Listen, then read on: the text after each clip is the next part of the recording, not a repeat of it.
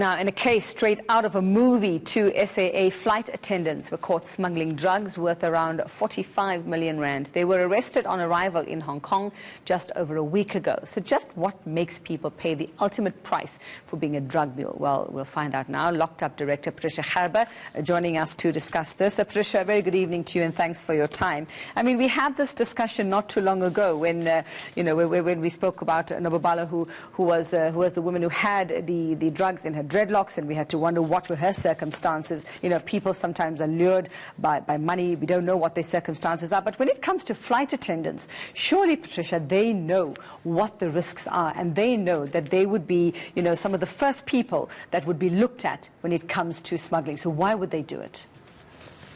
Well, unfortunately, I can't really comment on the circumstances, but many cases the people are using drugs and they get into debt and they can't pay the drug lords and they end up being threatened because they can't pay the debt.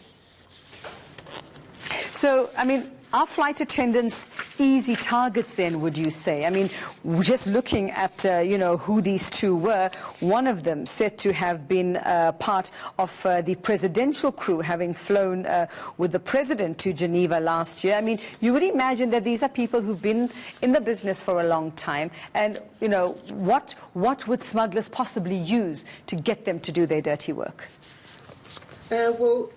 I can just give you on the facts that's reported to Locked Up indicates exploitation of young South African citizens, mostly for living under the breadline, making them highly vulnerable.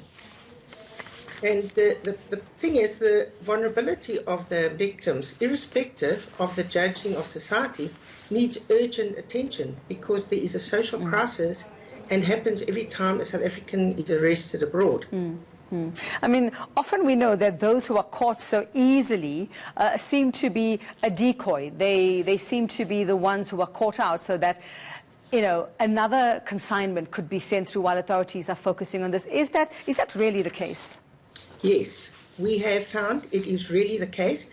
We do have, you can probably count it on the one hand, of where it is a drug mule that has been travelling in and out, but the majority of our people arrested abroad had never been out. They were all in financial difficulties, couldn't find jobs. That some of them got small kids. Mothers can't feed their babies. And then they are so easily lured in. And it is not as if they go and ask to go travel overseas. What basically happens, it is somebody, a friend, could be in a church, it could be anywhere, that befriends you and will say to you, first they'll talk to you and say, perhaps we know of a case that they gave the person money, every month because the husband had walked out and the mother was sitting with these little ones and she couldn't afford to feed them and they were helping her. And eventually they just said to her, well, you know what, now we've been helping you all these months, now you've got to do something in return. Okay, and I mean, what about the possible punishment that these two could face in Hong Kong? I know that you in the past have have had your eye on Mauritius and how people from South Africa, what the sentences are, what the punishment is there. What do we know about Hong Kong and what kind of penalties they could face, their punishment or jail terms? Yeah, Hong Kong's punishment is 15 years, 10 years, but they do get off if they cooperate with the authorities. They get a lighter sentence, get a year off or so. For good behaviour, they also get off. So in Hong Kong, they do get a reduction in sentences, and the awaiting trial time is not that long. It's sometimes, about a year. Then the case goes to trial. And what about just, access to them while they are sort of on trial there or even after they are jailed? Is Hong Kong easy to deal with in terms of getting to relatives or family on the other side when you need to or communicate with them?